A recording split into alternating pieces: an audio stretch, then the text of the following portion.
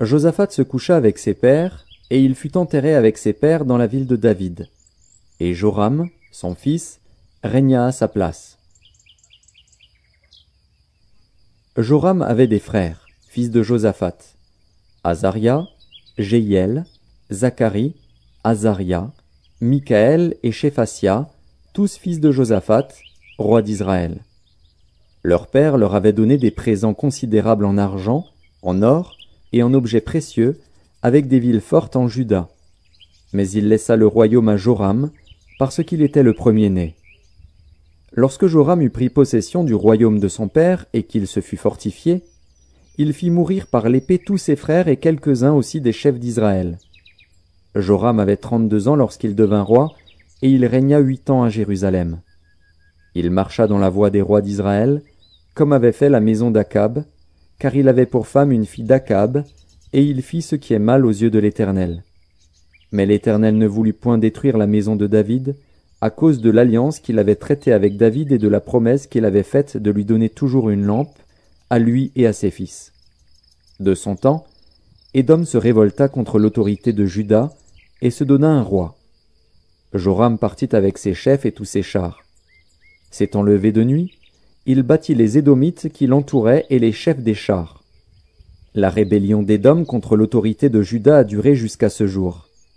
Libna se révolta dans le même temps contre son autorité parce qu'il avait abandonné l'Éternel, le Dieu de ses pères. Joram fit même des hauts lieux dans les montagnes de Juda. Il poussa les habitants de Jérusalem à la prostitution et il séduisit Juda. Il lui vint un écrit du prophète Élie, disant: « Ainsi parle l'Éternel, le Dieu de David, ton père.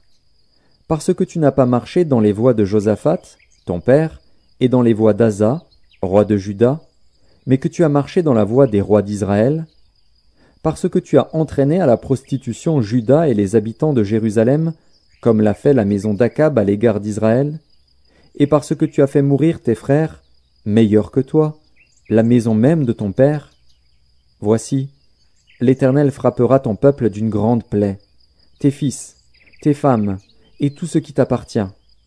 Et toi, il te frappera d'une maladie violente, d'une maladie d'entrailles, qui augmentera de jour en jour jusqu'à ce que tes entrailles sortent par la force du mal. » Et l'Éternel excita contre Joram l'esprit des Philistins et des Arabes qui sont dans le voisinage des Éthiopiens. Ils montèrent contre Juda, y firent une invasion, pillèrent toutes les richesses qui se trouvaient dans la maison du roi, et emmenèrent ses fils et ses femmes, de sorte qu'il ne lui resta d'autre fils que Joachaz, le plus jeune de ses fils. Après tout cela, l'Éternel le frappa d'une maladie d'entrailles qui était sans remède. Elle augmenta de jour en jour, et sur la fin de la seconde année les entrailles de Joram sortirent par la force de son mal. Il mourut dans de violentes souffrances. Et son peuple ne brûla point de parfum en son honneur, comme il l'avait fait pour ses pères. Il avait 32 ans lorsqu'il devint roi, et il régna 8 ans à Jérusalem. Il s'en alla sans être regretté, et on l'enterra dans la ville de David, mais non dans les sépulcres des rois. Les habitants de Jérusalem firent régner à sa place Akazia, son plus jeune fils, car la troupe venue au camp avec les Arabes avait tué tous les plus âgés. Ainsi régna Akazia, fils de Joram, roi de Juda. Akazia avait 42 ans lorsqu'il devint roi, et il régna 1 an à Jérusalem. Sa mère s'appelait Athalie, fille d'Omri. Il marcha dans les voies de la maison d'Akab, car sa mère lui donnait des conseils impies. Il fit ce qui est mal aux yeux de l'Éternel, comme la maison d'Akab, où il eut, après la mort de son père, des conseillers pour sa perte. Entraîné par leurs conseils, il alla avec Joram, fils d'Akab, roi d'Israël, à la guerre contre Hazaël, roi de Syrie, à Ramoth en Galaad, et les Syriens blessèrent Joram. Joram s'en retourna pour se faire guérir à Jizréel des blessures que les Syriens lui avaient faites à Rama, lorsqu'il se battait contre Hazaël, roi de Syrie. Azaria, fils de Joram, roi de Juda, descendit pour voir Joram, fils d'Akab, à Jizréel, parce qu'il était malade. Par la volonté de Dieu, ce fut pour sa ruine qu'Akazia se rendit auprès de Joram. Lorsqu'il fut arrivé, il sortit avec Joram pour aller au-devant de Jéhu, fils de Nimshi, que l'Éternel avait oint pour exterminer la maison d'Akab.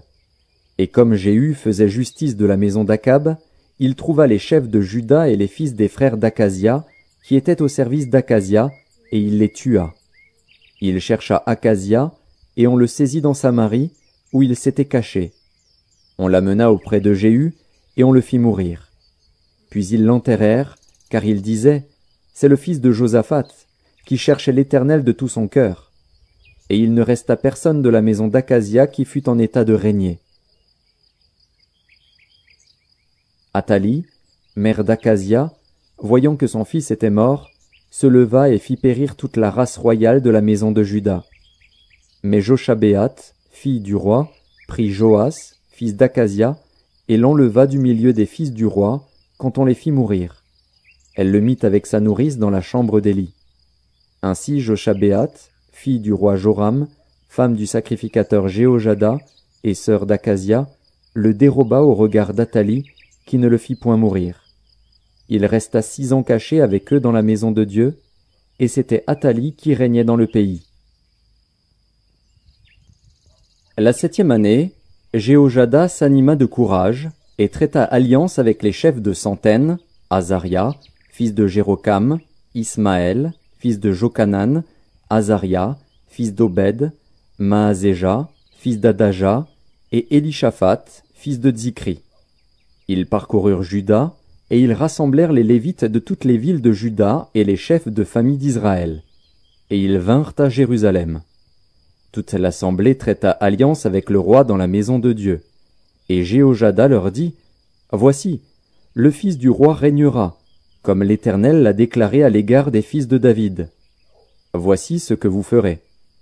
Le tiers qui parmi vous entre en service le jour du sabbat, sacrificateur et lévite, fera la garde des seuils. Un autre tiers se tiendra dans la maison du roi, et un tiers à la porte de Gésod. Tout le peuple sera dans les parvis de la maison de l'Éternel. Que personne n'entre dans la maison de l'Éternel, excepté les sacrificateurs et les lévites de service, ils entreront, car ils sont saints. Et tout le peuple fera la garde de l'Éternel. Les lévites entoureront le roi de toutes parts, chacun les armes à la main, et l'on donnera la mort à quiconque entrera dans la maison. Vous serez près du roi quand il entrera et quand il sortira. Les Lévites et tout Juda exécutèrent tous les ordres qu'avait donnés le sacrificateur Jéhojada. Ils prirent chacun leurs gens, ceux qui entraient en service et ceux qui sortaient de service le jour du sabbat. Car le sacrificateur Jéhojada n'avait exempté aucune des divisions. Le sacrificateur Jéhojada remit aux chefs de centaines les lances et les boucliers, grands et petits, qui provenaient du roi David et qui se trouvaient dans la maison de Dieu. Il fit entourer le roi en plaçant tout le peuple, chacun les armes à la main, depuis le côté droit jusqu'au côté gauche de la maison, près de l'autel et près de la maison. On fit avancer le fils du roi, on mit sur lui le diadème et le témoignage, et on l'établit roi. Et Jéhojada et ses fils loignirent, et ils dirent, « Vive le roi !» Athalie entendit le bruit du peuple accourant et célébrant le roi, et elle vint vers le peuple à la maison de l'Éternel. Elle regarda, et voici, le roi se tenait sur son estrade à l'entrée. Les chefs et les trompettes étaient près du roi. Tout le peuple du pays était dans la joie, et l'on sonnait des trompettes, et les chantres avec les instruments de musique dirigeaient les chants de louange. Athalie déchira ses vêtements, et dit, « Conspiration! Conspiration !» Alors le sacrificateur Jéhojada, faisant approcher les chefs de centaines qui étaient à la tête de l'armée, leur dit, « Faites-la sortir en dehors des rangs, et que l'on tue par l'épée quiconque la suivra. » Car le sacrificateur avait dit, « Ne la mettez pas à mort dans la maison de l'Éternel. » On lui fit place, et elle se rendit à la maison du roi par l'entrée de la porte des chevaux. C'est là qu'ils lui donnèrent la mort. Jéhojada traita entre lui, tout le peuple et le roi, une alliance par laquelle il devait être le peuple de l'Éternel. Tout le peuple entra dans la maison de Baal, et ils la démolirent. Ils brisèrent ses autels et ses images, et ils tuèrent devant les autels Mathan, prêtre de Baal. Jéhojada remit les fonctions de la maison de l'Éternel entre les mains des sacrificateurs, des Lévites, que David avait distribués dans la maison de l'Éternel pour qu'ils offrissent des holocaustes à l'Éternel, comme il est écrit dans la loi de Moïse, au milieu des réjouissances et des chants, d'après les ordonnances de David. Il plaça les portiers aux portes de la maison de l'Éternel, afin qu'il n'entrât aucune personne souillée de quelque manière que ce fût. Il prit les chefs de centaines, les hommes considérés, ceux qui avaient autorité parmi le peuple, et tout le peuple du pays, et il fit descendre le roi de la maison de l'Éternel. Ils entrèrent dans la maison du roi par la porte supérieure, et ils firent asseoir le roi sur le trône royal. Tout le peuple du pays se réjouissait, et la ville était tranquille. On avait fait mourir Athalie par l'épée. Joas avait 7 ans lorsqu'il devint roi, et il régna 40 ans à Jérusalem. Sa mère s'appelait Tsibja, de Beer-Shéba. Joas fit ce qui est droit aux yeux de l'Éternel pendant toute la vie du sacrificateur Jéhojada. Jéhojada prit pour Joas 2 femmes, et Joas engendra des fils et des filles. Après cela, Joas eut la pensée de réparer la maison de l'Éternel. Il assembla les sacrificateurs et les Lévites, et leur dit, « Allez par les villes de Juda, et vous recueillerez dans tout Israël de l'argent, chaque année, pour réparer la maison de votre Dieu. Et mettez à cette affaire de l'empressement. » Mais les Lévites ne se hâtèrent point. Le roi appela Jéhojada, le souverain sacrificateur, et lui dit, « Pourquoi n'as-tu pas veillé à ce que les Lévites apportassent de Juda et de Jérusalem l'impôt ordonné par Moïse, serviteur de l'Éternel, et mis sur l'assemblée d'Israël pour la tente du témoignage? Car l'impie Athalie et ses fils ont ravagé la maison de Dieu et fait servir pour les Baals toutes les choses consacrées à la maison de l'Éternel. » Alors le roi ordonna qu'on fît un coffre, et qu'on le plaça à la porte de la maison de l'Éternel, en dehors. Et l'on publia dans Juda et dans Jérusalem qu'on apporta à l'Éternel l'impôt mis par Moïse, serviteur de l'Éternel, sur Israël dans le désert. Tous les chefs et tout le peuple s'en réjouirent, et l'on apporta et jeta dans le coffre tout ce qu'on avait à payer. Quand c'était le moment où les Lévites, voyant qu'il y avait beaucoup d'argent dans le coffre, devaient le livrer aux inspecteurs royaux, le secrétaire du roi et le commissaire du souverain sacrificateur venaient vider le coffre. Ils le prenaient et le remettaient à sa place. Ils faisaient ainsi journellement, et ils recueillirent de l'argent en abondance. Le roi et Jéhojada le donnaient à ceux qui étaient chargés de faire exécuter l'ouvrage dans la maison de l'Éternel, et qui prenaient à gage des tailleurs de pierre et des charpentiers pour réparer la maison de l'Éternel, et aussi des ouvriers en fer ou en airain pour réparer la maison de l'Éternel. Ceux qui étaient chargés de l'ouvrage travaillèrent, et les réparations s'exécutèrent par leurs soins. Ils remirent en état la maison de Dieu et la consolidèrent. Lorsqu'ils eurent achevé, ils apportèrent devant le roi et devant Jéhojada le reste de l'argent. Et l'on en fit des ustensiles pour la maison de l'Éternel, des ustensiles pour le service et pour les holocaustes, des coupes, et d'autres ustensiles d'or et d'argent. Et, pendant toute la vie de Jéhojada, on offrit continuellement des holocaustes dans la maison de l'Éternel. Jéhojada mourut, âgé et rassasié de jours.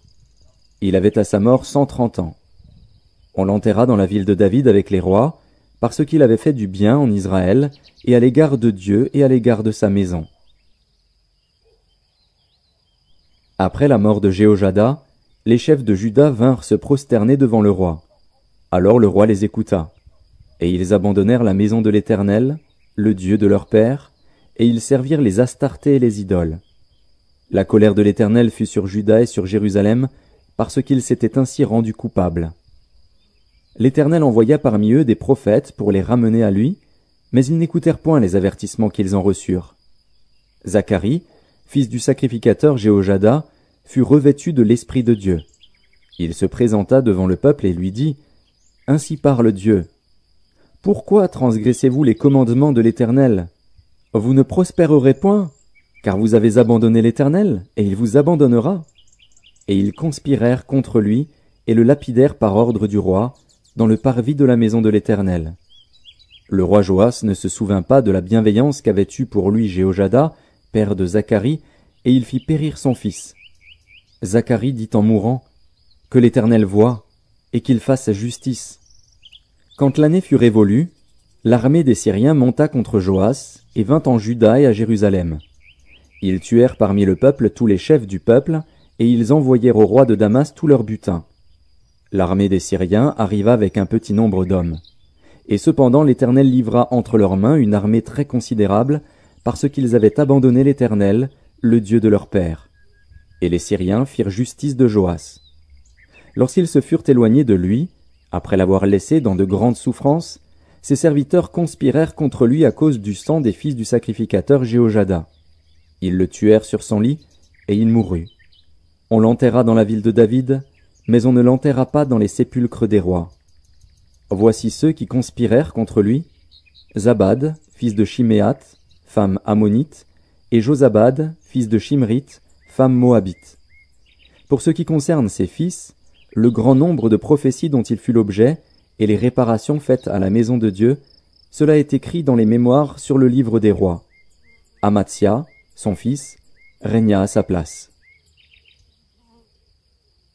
Amatsia devint roi à l'âge de 25 ans, et il régna 29 ans à Jérusalem. Sa mère s'appelait Johadan, de Jérusalem. Il fit ce qui est droit aux yeux de l'Éternel, mais avec un cœur qui n'était pas entièrement dévoué. Lorsque la royauté fut affermie entre ses mains, il fit périr ses serviteurs qui avaient tué le roi son père. Mais il ne fit pas mourir leur fils, car il agit selon ce qui est écrit dans la loi, dans le livre de Moïse, où l'Éternel donne ce commandement: On ne fera point mourir les pères pour les enfants, et l'on ne fera point mourir les enfants pour les pères, mais on fera mourir chacun pour son péché. Amatsia rassembla les hommes de Juda et les plaça d'après les maisons paternelles, les chefs de milliers et les chefs de centaines, pour tout Juda et Benjamin. Il en fit le dénombrement depuis l'âge de 20 ans et au-dessus, et il trouva 300 000 hommes d'élite, en état de porter les armes, maniant la lance et le bouclier.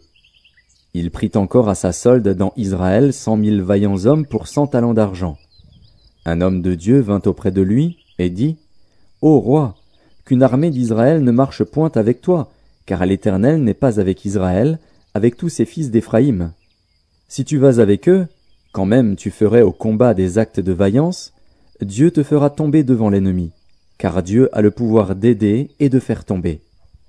Amatsia dit à l'homme de Dieu: Et comment agir à l'égard des 100 talents que j'ai donnés à la troupe d'Israël? L'homme de Dieu répondit: L'Éternel peut te donner bien plus que cela. Alors Amatsia sépara la troupe qui lui était venue d'Éphraïm, afin que ces gens retournassent chez eux, mais ils furent très irrités contre Juda, et ils s'en allèrent chez eux avec une ardente colère. Amatsia prit courage, et conduisit son peuple. Il alla dans la vallée du sel, et il battit 10 000 hommes des fils de Séhir. Et les fils de Juda en saisirent 10 000 vivants, qu'ils menèrent au sommet d'un rocher, d'où ils les précipitèrent, et tous furent écrasés. Cependant, les gens de la troupe qu'Amatsia avait renvoyée pour qu'ils n'allassent pas à la guerre avec lui firent une invasion dans les villes de Juda, depuis Samarie jusqu'à Beth-Horon, y tuèrent 3 000 personnes et enlevèrent de nombreuses dépouilles. Lorsqu'Amatsia fut de retour après la défaite des Édomites, il fit venir les dieux des fils de Séhir et se les établit pour Dieu. Il se prosterna devant eux et leur offrit des parfums.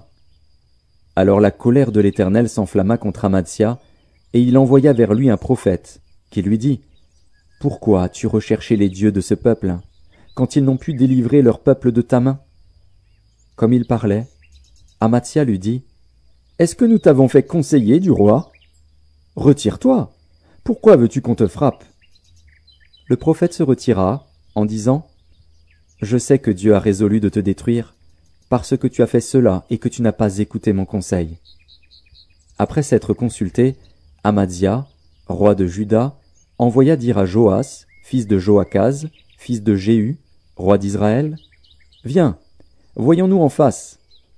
Et Joas, roi d'Israël, fit dire à Amatsia, roi de Juda: L'épine du Liban envoya dire au cèdre du Liban: Donne ta fille pour femme à mon fils. Et les bêtes sauvages qui sont au Liban passèrent et foulèrent l'épine. Tu as battu les Édomites, penses-tu, et ton cœur s'élève pour te glorifier. Reste maintenant chez toi. Pourquoi t'engager dans une malheureuse entreprise qui amènerait ta ruine et celle de Juda? Mais Amatsia ne l'écouta pas, car Dieu avait résolu de les livrer entre les mains de l'ennemi, parce qu'ils avaient recherché les dieux d'Édom. Et Joas, roi d'Israël, monta. Et ils se virent en face, lui et Amatsia, roi de Juda, à Beth-Shemesh, qui est à Juda. Juda fut battu par Israël, et chacun s'enfuit dans sa tente. Joas, roi d'Israël, prit à Beth-Shemesh Amatsia, roi de Juda, fils de Joas, fils de Joachaz. Il l'emmena à Jérusalem, et il fit une brèche de 400 coudées dans la muraille de Jérusalem, depuis la porte d'Éphraïm jusqu'à la porte de l'angle. Il prit tout l'or et l'argent et tous les vases qui se trouvaient dans la maison de Dieu, chez Obed-Édom, et les trésors de la maison du roi. Il prit aussi des otages, et il retourna à Samarie. Amatsia, fils de Joas, roi de Juda, vécut 15 ans après la mort de Joas, fils de Joachaz, roi d'Israël. Le reste des actions d'Amatsia, les premières et les dernières, cela n'est-il pas écrit dans le livre des rois de Juda et d'Israël? Depuis qu'Amatsia se fut détourné de l'Éternel, il se forma contre lui une conspiration à Jérusalem, et il s'enfuit à Lachis. Mais on le poursuivit à Lachis, où on le fit mourir. On le transporta sur des chevaux, et on l'enterra avec ses pères dans la ville de Juda. Tout le peuple de Juda prit Osias, âgé de 16 ans, et l'établit roi à la place de son père Amatsia. Osias rebâtit Élot et la fit rentrer sous la puissance de Juda, après que le roi fut couché avec ses pères. Osias avait 16 ans lorsqu'il devint roi, et il régna 52 ans à Jérusalem. Sa mère s'appelait Jécolia, de Jérusalem. Il fit ce qui est droit aux yeux de l'Éternel, entièrement comme avait fait Amadzia, son père. Il s'appliqua à rechercher Dieu pendant la vie de Zacharie, qui avait l'intelligence des visions de Dieu. Et dans le temps où il rechercha l'Éternel, Dieu le fit prospérer. Il se mit en guerre contre les Philistins. Et il abattit les murs de Gath, les murs de Jabné et les murs d'Asdod, et construisit des villes dans le territoire d'Asdod et parmi les Philistins. Dieu l'aida contre les Philistins, contre les Arabes qui habitaient à Gur-Baal, et contre les Maonites. Les Ammonites faisaient des présents à Osias, et sa renommée s'étendit jusqu'aux frontières de l'Égypte, car il devint très puissant. Osias bâtit des tours à Jérusalem sur la porte de l'angle, sur la porte de la vallée, et sur l'angle, et il les fortifia. Il bâtit des tours dans le désert, et il creusa beaucoup de citernes, parce qu'il avait de nombreux troupeaux dans les vallées et dans la plaine, et des laboureurs et des vignerons dans les montagnes et au Carmel, car il aimait l'agriculture. Osias avait une armée de soldats qui allaient à la guerre par bandes, comptés d'après le dénombrement qu'en firent le secrétaire Jéhiel et le commissaire Maazéja, et placés sous les ordres de Hanania, l'un des chefs du roi. Le nombre total des chefs de maison paternelle, des vaillants guerriers, était de 2600. Il commandait à une armée de 307 500 soldats capables de soutenir le roi contre l'ennemi. Osias leur procura pour toute l'armée des boucliers, des lances, des casques, des cuirasses, des arcs et des frondes. Il fit faire à Jérusalem des machines inventées par un ingénieur et destinées à être placées sur les tours et sur les angles pour lancer des flèches et de grosses pierres. Sa renommée s'étendit au loin, car il fut merveilleusement soutenu jusqu'à ce qu'il devint puissant. Mais lorsqu'il fut puissant, son cœur s'éleva pour le perdre. Il pécha contre l'Éternel, son Dieu. Il entra dans le temple de l'Éternel pour brûler des parfums sur l'autel des parfums. Le sacrificateur Azaria entra après lui, avec 80 sacrificateurs de l'Éternel, hommes courageux, qui s'opposèrent au roi Osias et lui dirent « Tu n'as pas le droit, Osias, d'offrir des parfums à l'Éternel. Ce droit appartient aux sacrificateurs, fils d'Aaron, qui ont été consacrés pour les offrir. Sors du sanctuaire, car tu commets un péché, et cela ne tournera pas à ton honneur devant l'Éternel Dieu. » La colère s'empara d'Osias, qui tenait un encensoir à la main. Et comme il s'irritait contre les sacrificateurs, la lèpre éclata sur son front, en présence des sacrificateurs, dans la maison de l'Éternel, près de l'autel des parfums. Le souverain sacrificateur Azaria et tous les sacrificateurs portèrent les regards sur lui, et voici, il avait la lèpre au front. Ils le mirent précipitamment dehors, et lui-même se hâta de sortir, parce que l'Éternel l'avait frappé. Le roi Osias fut lépreux jusqu'au jour de sa mort, et il demeura dans une maison écartée comme lépreux, car il fut exclu de la maison de l'Éternel. Et Jotham, son fils, était à la tête de la maison du roi et jugeait le peuple du pays. Le reste des actions d'Osias, les premières et les dernières, a été écrit par Ésaïe, fils d'Amoz, le prophète. Osias se coucha avec ses pères, et on l'enterra avec ses pères dans le champ de la sépulture des rois, car on disait il est lépreux. Et Jotham, son fils, régna à sa place. Jotham avait 25 ans lorsqu'il devint roi, et il régna 16 ans à Jérusalem. Sa mère s'appelait Jérusha, fille de Tsadok. Il fit ce qui est droit aux yeux de l'Éternel, entièrement comme avait fait Osias, son père. Seulement, il n'entra point dans le temple de l'Éternel. Toutefois, le peuple se corrompait encore. Jotham bâtit la porte supérieure de la maison de l'Éternel, et il fit beaucoup de constructions sur les murs de la colline. Il bâtit des villes dans la montagne de Juda, et des châteaux et des tours dans les bois. Il fut en guerre avec le roi des fils d'Ammon, et il l'emporta sur eux. Les fils d'Ammon lui donnèrent cette année-là 100 talents d'argent, 10 000 corps de froment et 10 000 d'orge. Et ils lui en payèrent autant la seconde année et la troisième. Jotham devint puissant parce qu'il affermit ses voies devant l'Éternel, son Dieu. Le reste des actions de Jotham, toutes ses guerres et tout ce qu'il a fait, cela est écrit dans le livre des rois d'Israël et de Juda. Il avait 25 ans lorsqu'il devint roi, et il régna 16 ans à Jérusalem. Jotham se coucha avec ses pères, et on l'enterra dans la ville de David. Et Akaz, son fils, régna à sa place. Akaz avait 20 ans lorsqu'il devint roi, et il régna 16 ans à Jérusalem. Il ne fit point ce qui est droit aux yeux de l'Éternel, comme avait fait David, son père. Il marcha dans les voies des rois d'Israël. Et même il fit des images en fonte pour les Baals, il brûla des parfums dans la vallée des fils de Hinnom, et il fit passer ses fils par le feu, suivant les abominations des nations que l'Éternel avait chassées devant les enfants d'Israël.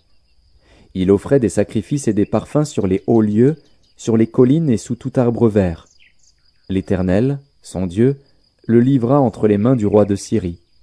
Et les Syriens le battirent et lui firent un grand nombre de prisonniers, qu'ils emmenèrent à Damas. Il fut aussi livré entre les mains du roi d'Israël, qui lui fit éprouver une grande défaite.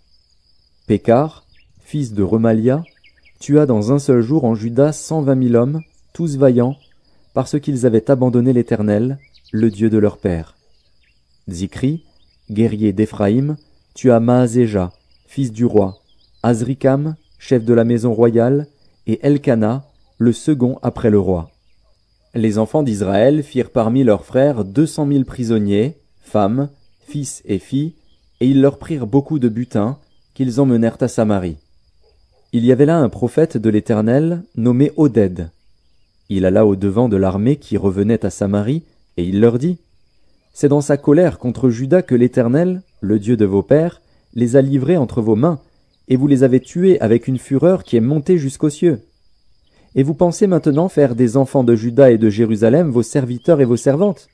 Mais vous, n'êtes-vous pas coupables envers l'Éternel, votre Dieu?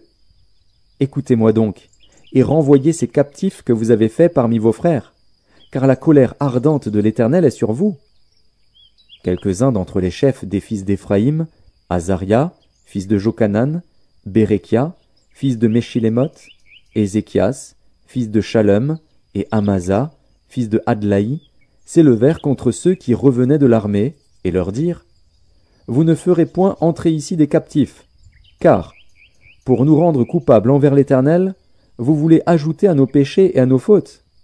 Nous sommes déjà bien coupables, et la colère ardente de l'Éternel est sur Israël. » Les soldats abandonnèrent les captifs et le butin devant les chefs et devant toute l'assemblée. Et les hommes dont les noms viennent d'être mentionnés se levèrent et prirent les captifs. Ils employèrent le butin à vêtir tous ceux qui étaient nus, ils leur donnèrent des habits et des chaussures, ils les firent manger et boire, ils les oignirent, ils conduisirent sur des ânes tous ceux qui étaient fatigués, et ils les menèrent à Jéricho, la ville des palmiers, auprès de leurs frères. Puis ils retournèrent à Samarie. En ce temps-là, le roi Akaz envoya demander du secours au roi d'Assyrie. Les Édomites vinrent encore, battirent Juda et emmenèrent des captifs. Les Philistins firent une invasion dans les villes de la plaine et du midi de Juda. Ils prirent Beth-Shemesh, Ajalon, Guédéroth, Soko et les villes de son ressort, Timna et les villes de son ressort, Gimzo et les villes de son ressort, et ils s'y établirent. Car l'Éternel humilia Juda à cause d'Akaz, roi d'Israël, qui avait jeté le désordre dans Juda et commis des péchés contre l'Éternel. Tilgat-Pilnézer, roi d'Assyrie, vint contre lui, le traita en ennemi et ne le soutint pas. Car Akaz dépouilla la maison de l'Éternel, la maison du roi et celle des chefs, pour faire des présents au roi d'Assyrie, ce qui ne lui fut d'aucun secours. Pendant qu'il était dans la détresse, il continuait à pécher contre l'Éternel, lui, le roi Akaz. Il sacrifia au dieu de Damas, qu'il avait frappé, et il dit, « Puisque les dieux des rois de Syrie leur viennent en aide, je leur sacrifierai pour qu'ils me secourent. » Mais ils furent l'occasion de sa chute et de celle de tout Israël. Akaz rassembla les ustensiles de la maison de Dieu, et il mit en pièces les ustensiles de la maison de Dieu. Il ferma les portes de la maison de l'Éternel, il se fit des autels à tous les coins de Jérusalem, et il établit des hauts lieux dans chacune des villes de Juda pour offrir des parfums à d'autres dieux. Il irrita ainsi l'Éternel, le Dieu de ses pères. Le reste de ses actions et toutes ses voies, les premières et les dernières, cela est écrit dans le livre des rois de Juda et d'Israël. Akaz se coucha avec ses pères, et on l'enterra dans la ville de Jérusalem, car on ne le mit point dans les sépulcres des rois d'Israël. Et Ézéchias, son fils, régna à sa place. Ézéchias devint roi à l'âge de 25 ans, et il régna 29 ans à Jérusalem. Sa mère s'appelait Abijah, fille de Zacharie. Il fit ce qui est droit aux yeux de l'Éternel, entièrement comme avait fait David, son père. La première année de son règne, au premier mois, il ouvrit les portes de la maison de l'Éternel, et il les répara. Il fit venir les sacrificateurs et les Lévites, qu'il assembla dans la place orientale, et il leur dit, « Écoutez-moi, Lévites. Maintenant sanctifiez-vous, sanctifiez la maison de l'Éternel, le Dieu de vos pères, et mettez ce qui est impur hors du sanctuaire. Car nos pères ont péché. Ils ont fait ce qui est mal aux yeux de l'Éternel, notre Dieu. Ils l'ont abandonné, ils ont détourné leur regard du tabernacle de l'Éternel et lui ont tourné le dos. Ils ont même fermé les portes du portique et éteint les lampes, et ils n'ont offert au Dieu d'Israël ni parfum ni holocauste dans le sanctuaire. Aussi la colère de l'Éternel a été sur Juda et sur Jérusalem, et il les a livrés au trouble, à la désolation et à la moquerie, comme vous le voyez de vos yeux. Et voici, à cause de cela nos pères sont tombés par l'épée, et nos fils, nos filles et nos femmes sont en captivité. J'ai donc l'intention de faire alliance avec l'Éternel, le Dieu d'Israël, pour que son ardente colère se détourne de nous. Maintenant, mes fils, cessez d'être négligents, car vous avez été choisis par l'Éternel pour vous tenir à son service devant lui, pour être ses serviteurs, et pour lui offrir des parfums. Et les Lévites se levèrent.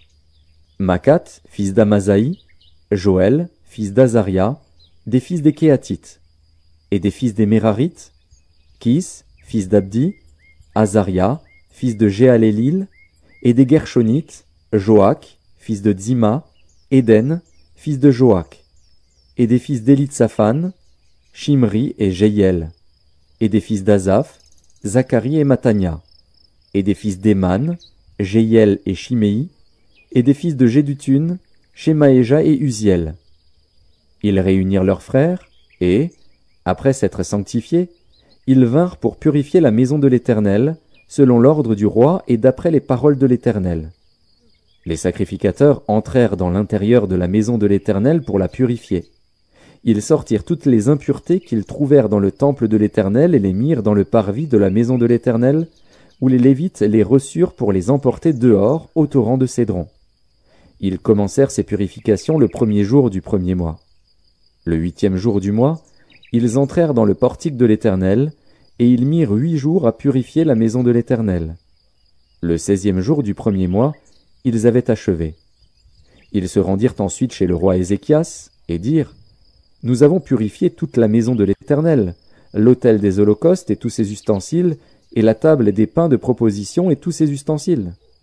Nous avons remis en état et purifié tous les ustensiles que le roi Akaz avait profanés pendant son règne, lors de ses transgressions. Ils sont devant l'autel de l'Éternel. » Le roi Ézéchias se leva de bon matin, assembla les chefs de la ville, et monta à la maison de l'Éternel. Ils offrirent 7 taureaux, 7 béliers, 7 agneaux et 7 boucs, en sacrifice d'expiation pour le royaume, pour le sanctuaire et pour Juda. Le roi ordonna aux sacrificateurs, fils d'Aaron, de les offrir sur l'autel de l'Éternel. Les sacrificateurs égorgèrent les bœufs et reçurent le sang qu'ils répandirent sur l'autel. Ils égorgèrent les béliers et répandirent le sang sur l'autel.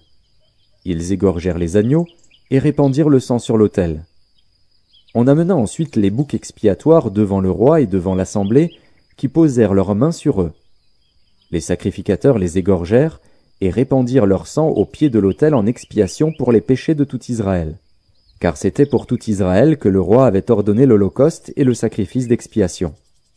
Il fit placer les Lévites dans la maison de l'Éternel avec des cymbales, des luths et des harpes, selon l'ordre de David, de Gad le voyant du roi, et de Nathan le prophète. Car c'était un ordre de l'Éternel, transmis par ses prophètes. Les Lévites prirent place avec les instruments de David, et les sacrificateurs avec les trompettes. Ézéchias ordonna d'offrir l'holocauste sur l'autel, et au moment où commença l'holocauste, commença aussi le chant de l'Éternel, au son des trompettes et avec accompagnement des instruments de David, roi d'Israël. Toute l'assemblée se prosterna, on chanta le cantique, et l'on sonna des trompettes, le tout jusqu'à ce que l'holocauste fût achevé. Et quand on eut achevé d'offrir l'holocauste, le roi et tous ceux qui étaient avec lui fléchirent le genou et se prosternèrent. Puis le roi Ézéchias et les chefs dirent aux Lévites de célébrer l'Éternel avec les paroles de David et du prophète Asaph. Et ils le célébrèrent avec des transports de joie, et ils s'inclinèrent et se prosternèrent. Ézéchias prit alors la parole et dit : « Maintenant que vous vous êtes consacrés à l'Éternel, approchez-vous, amenez des victimes et offrez en sacrifice d'action de grâce à la maison de l'Éternel. » Et l'assemblée amena des victimes et offrit des sacrifices d'action de grâce, et tous ceux dont le cœur était bien disposé offrirent des holocaustes. Le nombre des holocaustes offerts par l'assemblée fut de 70 bœufs, 100 béliers et 200 agneaux. Toutes ces victimes furent immolées en holocauste à l'Éternel. Et l'on consacra encore 600 bœufs et 3000 brebis. Mais les sacrificateurs étaient en petit nombre, et ils ne purent dépouiller tous les holocaustes. Leurs frères, les Lévites, les aidèrent jusqu'à ce que l'ouvrage fût fini, et jusqu'à ce que les autres sacrificateurs se fussent sanctifiés, car les Lévites avaient eu plus à cœur de se sanctifier que les sacrificateurs. Il y avait d'ailleurs beaucoup d'holocaustes, avec les graisses des sacrifices d'action de grâce, et avec les libations des holocaustes. Ainsi fut rétabli le service de la maison de l'Éternel. Ézéchias et tout le peuple se réjouirent de ce que Dieu avait bien disposé le peuple, car la chose se fit subitement. Ézéchias envoya des messagers dans tout Israël et Juda, et il écrivit aussi des lettres à Éphraïm et à Manassé, pour qu'ils viennent à la maison de l'Éternel à Jérusalem célébrer la Pâque en l'honneur de l'Éternel, le Dieu d'Israël. Le roi, ses chefs, et toute l'assemblée avaient tenu conseil à Jérusalem, afin que la Pâque fût célébrée au second mois. Car on ne pouvait la faire en son temps, parce que les sacrificateurs ne s'étaient pas sanctifiés en assez grand nombre, et que le peuple n'était pas rassemblé à Jérusalem. La chose ayant eu l'approbation du roi et de toute l'assemblée, ils décidèrent de faire une publication dans tout Israël, depuis Beer-Shéba jusqu'à Dan, pour que l'on vînt à Jérusalem célébrer la Pâque en l'honneur de l'Éternel, le Dieu d'Israël. Car elle n'était plus célébrée par la multitude comme il est écrit. Les coureurs allèrent avec les lettres du roi et de ses chefs dans tout Israël et Juda. Et, d'après l'ordre du roi, ils dirent : « Enfants d'Israël, revenez à l'Éternel, le Dieu d'Abraham, d'Isaac et d'Israël, afin qu'il revienne à vous, reste échappé de la main des rois d'Assyrie. Ne soyez pas comme vos pères et comme vos frères, qui ont péché contre l'Éternel, le Dieu de leur père, et qui l'a livré à la désolation, comme vous le voyez. Ne raidissez donc pas votre cou, comme vos pères. Donnez la main à l'Éternel. Venez à son sanctuaire qu'il a sanctifié pour toujours, et servez l'Éternel, votre Dieu, pour que sa colère ardente se détourne de vous. Si vous revenez à l'Éternel, vos frères et vos fils trouveront miséricorde auprès de ceux qui les ont emmenés captifs, et ils reviendront dans ce pays. Car l'Éternel, votre Dieu, est compatissant et miséricordieux, et il ne détournera pas sa face de vous, si vous revenez à lui. » Les coureurs allèrent ainsi de ville en ville dans le pays d'Éphraïm et de Manassé, et jusqu'à Zabulon. Mais on se riait et l'on se moquait d'eux. Cependant quelques hommes d'Azer, de Manassé et de Zabulon s'humilièrent et vinrent à Jérusalem. Dans Juda aussi la main de Dieu se déploya pour leur donner un même cœur et leur faire exécuter l'ordre du roi et des chefs, selon la parole de l'Éternel. Un peuple nombreux se réunit à Jérusalem pour célébrer la fête des pains sans levain au second mois. Ce fut une immense assemblée. Ils se levèrent, et ils firent disparaître les autels sur lesquels on sacrifiait dans Jérusalem et tous ceux sur lesquels on offrait des parfums, et ils les jetèrent dans le torrent de Cédron. Ils immolèrent ensuite la Pâque le 14e jour du second mois. Les sacrificateurs et les Lévites, saisis de confusion, s'étaient sanctifiés, et ils offrirent des holocaustes dans la maison de l'Éternel. Ils occupaient leur place ordinaire, conformément à la loi de Moïse, homme de Dieu, et les sacrificateurs répandaient le sang qu'ils recevaient de la main des Lévites. Comme il y avait dans l'assemblée beaucoup de gens qui ne s'étaient pas sanctifiés, les Lévites se chargèrent d'immoler les victimes de la Pâque pour tous ceux qui n'étaient pas purs, afin de les consacrer à l'Éternel. Car une grande partie du peuple, beaucoup de ceux d'Éphraïm, de Manassé, d'Issachar et de Zabulon, ne s'étaient pas purifiés, et ils mangèrent la Pâque sans se conformer à ce qui est écrit. Mais Ézéchias pria pour eux, en disant « Veuille l'Éternel, qui est bon, pardonner à tous ceux qui ont appliqué leur cœur à chercher Dieu, l'Éternel, le Dieu de leur père, quoiqu'ils n'aient pas pratiqué la sainte purification. » L'Éternel exauça Ézéchias, et il pardonna au peuple. Ainsi les enfants d'Israël qui se trouvèrent à Jérusalem célébrèrent la fête des pains sans levain pendant 7 jours avec une grande joie. Et chaque jour les Lévites et les sacrificateurs louaient l'Éternel avec les instruments qui retentissaient en son honneur.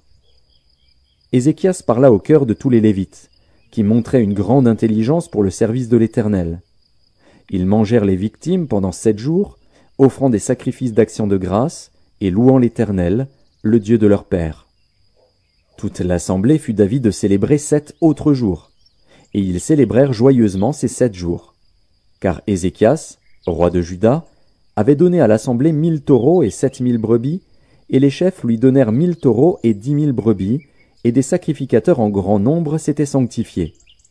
Toute l'assemblée de Juda, et les sacrificateurs et les Lévites, et tout le peuple venu d'Israël, et les étrangers venus du pays d'Israël ou établis en Juda, se livrèrent à la joie. Il y eut à Jérusalem de grandes réjouissances, et depuis le temps de Salomon, fils de David, roi d'Israël, rien de semblable n'avait eu lieu dans Jérusalem. Les sacrificateurs et les Lévites se levèrent et bénirent le peuple, et leur voix fut entendue, et leur prière parvint jusqu'aux cieux, jusqu'à la sainte demeure de l'Éternel.